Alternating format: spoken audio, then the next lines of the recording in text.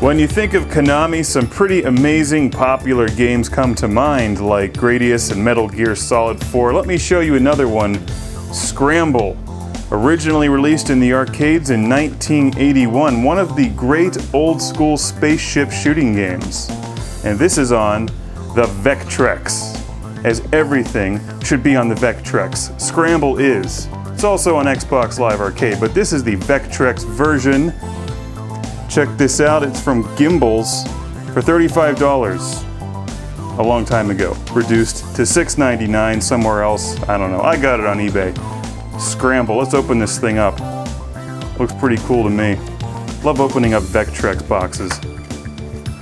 They're packed in the oddest way. There's like a little plastic thing in here. There's the game cartridge. Pull that out. We'll plug that into the Vectrex momentarily. Alright, and there's like this plastic thing that pulls out and then everything sort of falls out with it. Okay. Oh, here we go. Alright. Well, you guys know what this is, right?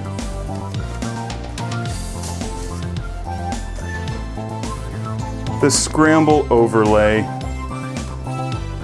For those who are not familiar with Vectrex, the overlays go on front of the Vectrex. And they also tell you what buttons do what on the Vectrex controller. Bomb, laser, bomb, and laser. That's what I like to see. I don't know about you guys, but I think that's a pretty fresh overlay. That looks like a couch from 1980. Now that the overlay is on, we take the game cartridge for Scramble and plug that in the side of the Vectrex. Nice snug fit.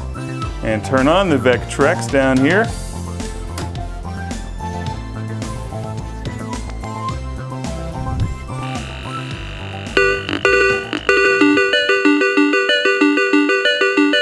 Most games now have a giant orchestral sounding soundtrack to make them more cinematic.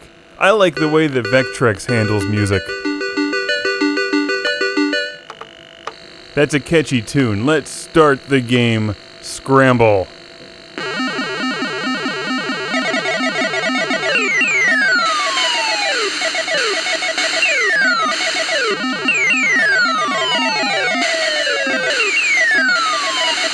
A fun way to describe this game is by saying that it's a combination of Vanguard and River Raid. It's a fun old-school side-scrolling shooter where you shoot and bomb enemies and fuel tanks, or else you'll run out of fuel and crash and break into smaller green lines. The fuel level is at the very bottom, where the overlay kindly reminds you that that green line is the fuel level. The fuel tanks are those things that look like boxes standing on chopsticks.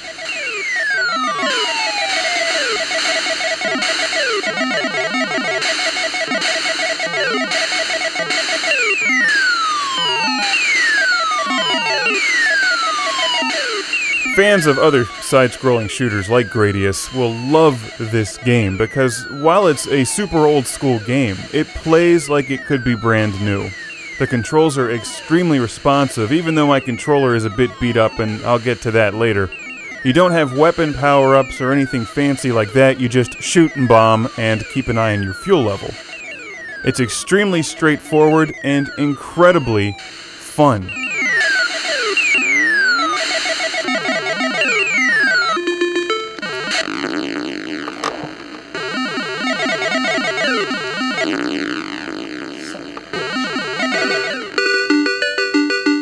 This is what side-scrolling shoot-em-ups are all about, right here on the Vectrex.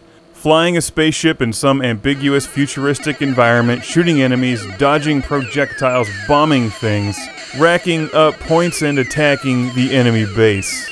This is a challenging game too. It's one that will keep you busy and coming back for more. It has extremely high replay value because of the difficulty. It's harder than it looks. Because you're racking up points in numerous ways. For one thing, you're being scored by the distance that you travel, and obviously you get points for shooting down the enemy spaceships flying in the air, you get points for bombing them on the ground, you get points for hitting the boxes with X's.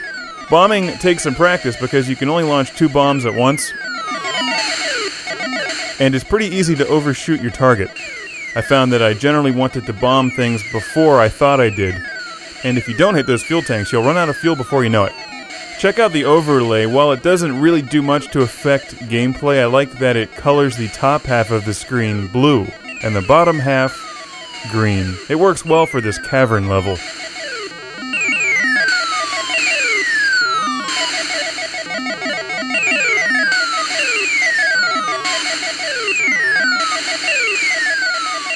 The fuel tanks are a really cool part of this game, and something that you do not see very often in shooters these days. Most shooters now require you to get massive weapon power-ups.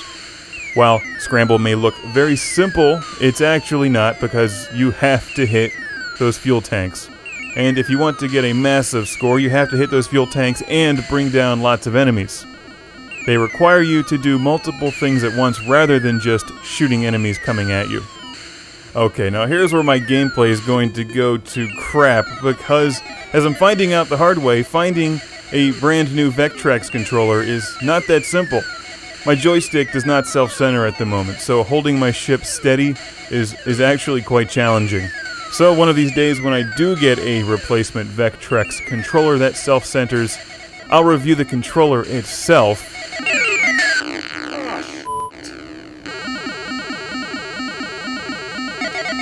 And touch up on a few of these games I've had issues with, like this one and Berserk. But I can say with certainty that if you like side-scrolling shooters, and if you like the Vectrex, Scramble is one of the best games out there. It's fairly easy to find on eBay at the time of this recording. You'll pay somewhere between $20 and $30 for a open boxed copy of Vectrex with the overlay. You don't need the overlay to play the game, just the game cartridge will do, but you really should have the overlay because it's cool.